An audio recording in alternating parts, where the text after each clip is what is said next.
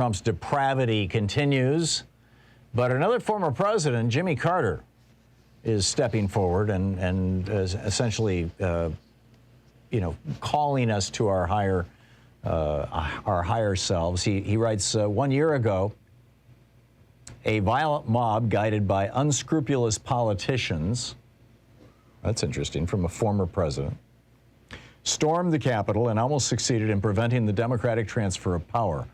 All four of us former presidents, now let's see, that would be Jimmy Carter, Bill Clinton, George W. Bush, Barack Obama. That's four. No mention of Trump, apparently, as a former president. Anyhow, all four of us former presidents condemned their actions and affirmed the legitimacy of the 2020 election. There followed a brief hope that the insurrection would shock the nation into addressing the toxic polarization that threatens our democracy. However, 1 year on, Jimmy Carter writes, promoters of the lie that the election was stolen have taken over one political party and stoked distrust in our electoral systems.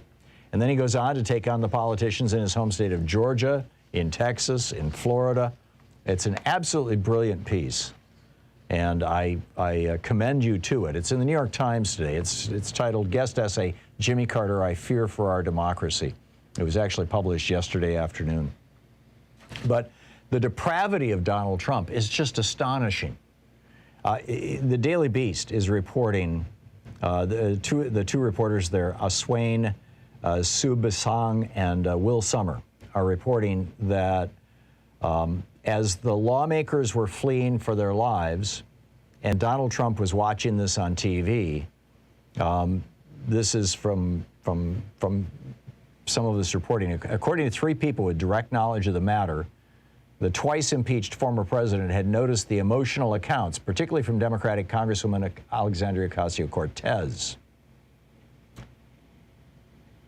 In several conversations with close allies over the past 12 months, again, I'm quoting from the reporting, Donald Trump has repeatedly made fun of the idea that certain legislators, police, or journalists were traumatized by the violent events of that day. The ex-president has speculated that his critics are faking their trauma and anxiety for attention. Other times, he's done poor, whiny impersonations of perceived enemy lawmakers crying about the riot. This is disgusting. And then today, yesterday, on Wednesday, the day before Sedition Day, John Bennett, who's a right-wing writer over at Roll Call, right-wing publication, put out a press release that falsely said that the Biden administration was calling for vaccine mandates for kids. They're not. And in response to that, Trump put out this message, quote, "This is an outrage and MAGA Nation should rise up and oppose this egregious federal government overreach." Right. The day before Sedition Day. You keep in mind, January 5th, a year ago, Trump was saying, rise up, come with us to Washington, D.C. the following day on Sedition Day. The day before Sedition Day, or the day before the one-year anniversary of Sedition Day, Donald Trump is again asking his MAGA Nation folks to rise up, rise up. And then Stephanie Grisham yesterday went on CNN. Now, Stephanie Grisham was the press secretary for Melania Trump and was, tightly involved for quite some time with the Trump family and certainly, knew what was going on and was in the White House on January 6th. And so, this is the question that everybody's been asking. For over 3 hours, people were being killed. 5 people died. A police officer died the next day from injuries he sustained that day. And what was Donald Trump doing? You had even his son texting Mark Meadows saying, please tell my dad to stop this. You had members of Congress. You had Sean Hannity texting him saying, you got to pull this off. This looks bad for us. So what was he doing? Well, it turns out Stephanie Grisham was there. And if this doesn't just absolutely certify who this man is, I don't know what does. This is what she said. This is what she said on CNN. This is Stephanie Grisham, Melania Trump's press secretary. She said Melania was not there. She says, I know Mrs. Trump did not, so there's that. She said, but all I know about that day is that he's in the dining room, gleefully watching on his TV, as he often did. And then there's this quote, she's quoting him. Look at all the people fighting for me. And then she says, hitting rewind and watching it again.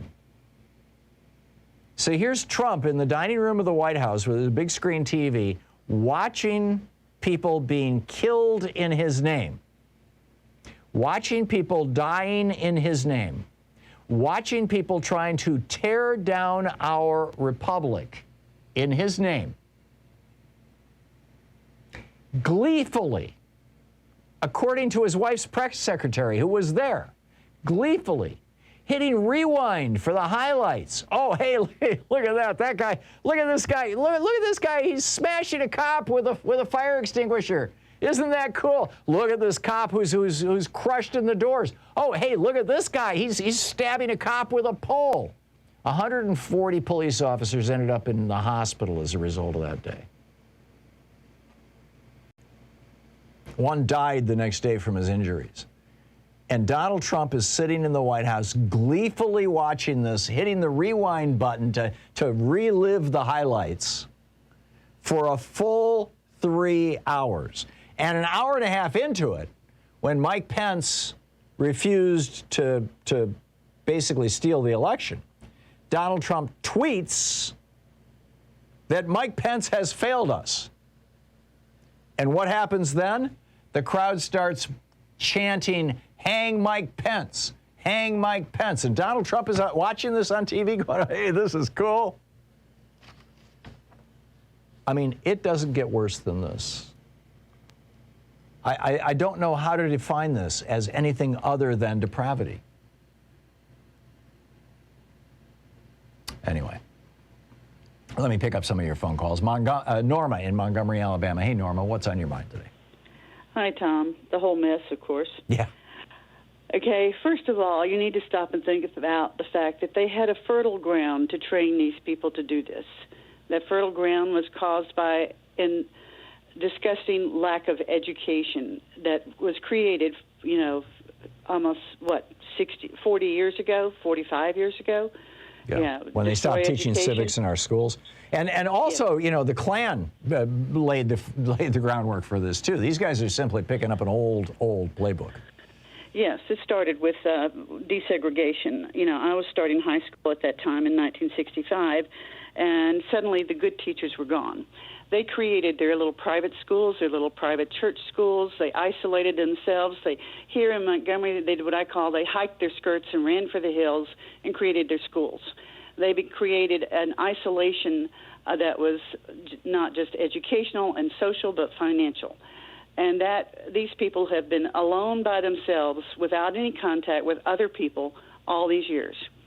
And this was set up so that as these people graduated from school, they moved into Congress, these young white men in Congress, they take their beliefs with them, their prejudice, their racism, their misogyny, and they try to take over and return us back to 1950.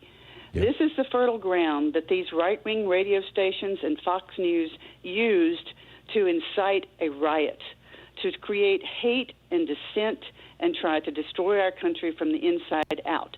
And this makes you wonder who pays for this stuff.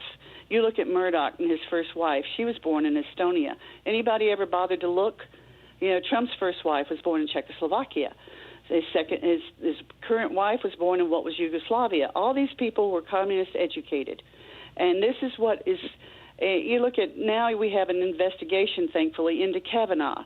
He grew up as Kennedy, who retired as a surrogate uncle, grew up with his son, who laundered the money in Germany out of Russia for Trump. All of this stuff to me, I don't want to sound like a conspiracy theorist, but if you look back at what has been done to our country in the last 40 years, destroying the middle class, destroying our so-called basic values of being Americans and proud and moral and ethical with integrity, that disappeared in the past 40 years. And this became a fertile ground for these.